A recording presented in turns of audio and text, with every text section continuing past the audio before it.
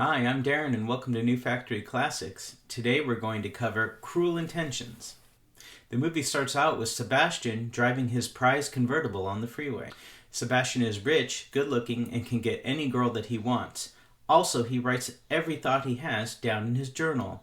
What a dreamboat. Sebastian's in therapy for his sex addiction though. It's going well until his therapist finds out that he's been having sex with her daughter and putting her nudes online.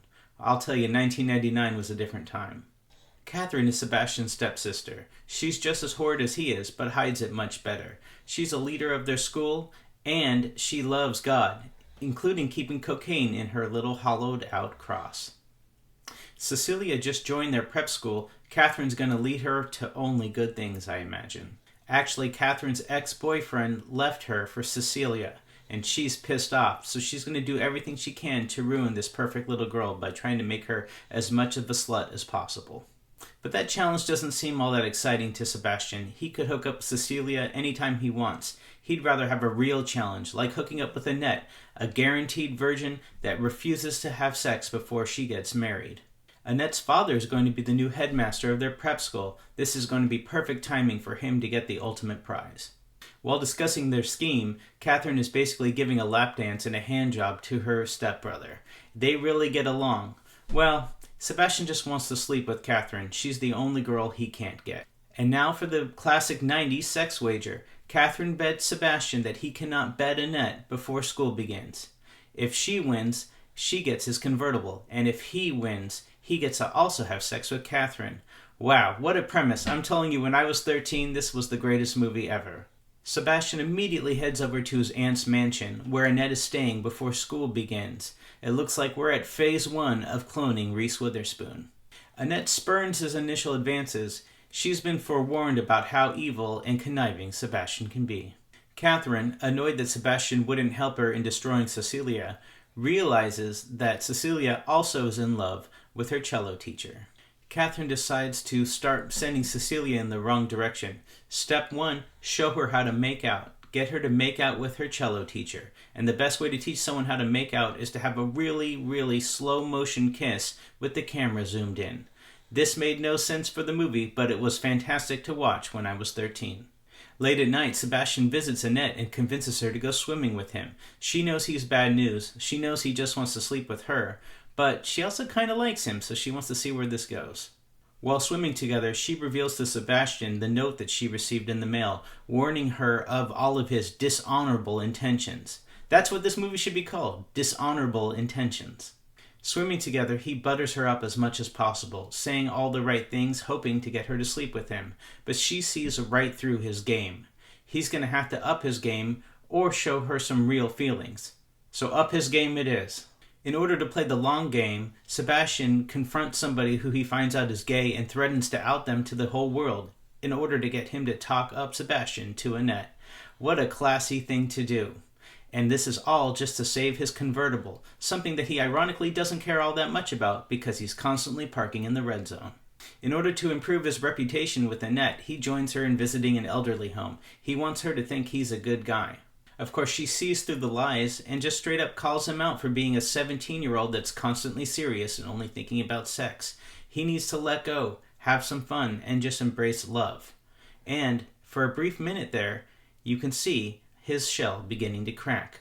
Uh-oh, is our Don Juan actually falling in love? Kathryn convinces Cecilia to sleep with her brother Sebastian. The best way to prove that you love your cello teacher is to sleep with every single person you can before you sleep with your cello teacher. It's kind of like when you do all the side missions in a video game, and then you just want to bring chlamydia to the final boss fight. In a moment of honesty, Sebastian reveals his true feelings to Annette, but she still pushes him off. She just doesn't trust herself with him, and he runs away sad. Just to be clear, he slept with Cecilia about 8 hours earlier. In one final gambit that night, Sebastian shows up at Annette's room, letting her know that he loves her, but if she doesn't love him, he's leaving forever. That's the best way to prove your love for a 17-year-old girl, to put a buttload of pressure on her. Okay, she decides, she is in love with him, she's ready to go all the way, and right before they do, Sebastian loses it and he runs away. What a nerd! Annette runs away the next morning. She just revealed to her true love that she loved him, and he spurned her advances. She's out of here. Sebastian wakes up after she left and realizes he might have lost his one chance with Annette. Well, don't worry, Brian, you haven't lost Reese yet. Sebastian utilizes his network of threatened teens to figure out where she's going, and he waits for her as she arrives at the train station. They have a final, true first kiss.